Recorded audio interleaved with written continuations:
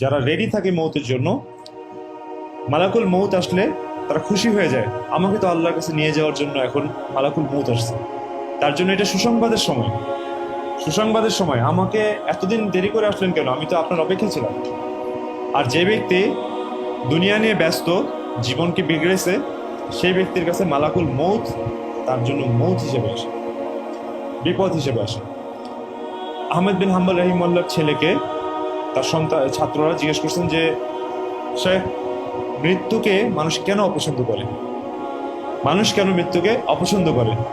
তিনি বললেন, মানুষের ফিতরত হচ্ছে মানুষ গোছানো জিনিস ছেড়ে আগোছানো জিনিসের দিকে যেতে চায় না। মানুষ যে জিনিসকে গুছিয়ে নিয়েছে সেটা ছেড়ে যেটা তার হাতছাড়া হয়ে গেছে সেদিকে যেতে চায় না। যে ব্যক্তি তার দুনিয়াকে গুছিয়েছে আর আখিরাতকে বিগড়ে ফেলেছে, সে ব্যক্তি স্বাভাবিকভাবেই গোছানো দুনিয়া ছেড়ে বিজ্ঞানের দিকে যেতে চাইবে না, এটাই স্বাভাবিক। এই জন্য যে লোক জীবনকে বিগড়িয়ে ফেলেছে সেই লোক আখিরাতের দিকে মৌত তার জন্য একটা দুঃসংবাদ।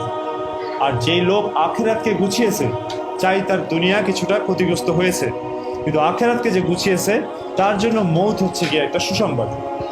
কারণ এই মৌতের পরেই তো সে পুরস্কার পাবে, এবং এই মৌতের পরেই তো সে আল্লাহ তাআলার সাথে সাক্ষাৎ হবে, যার জন্য সে ইবাদতটা করেছে। তো এই জন্য মৌত তার জন্য একটা সুসংবাদ। এই জন্য জীবনকে বানায় যেন রমাদান, ও মৌত হবে এমন যেন ঈদের চাঁদ।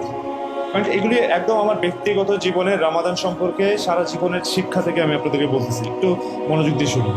জাযাকাল্লাহ।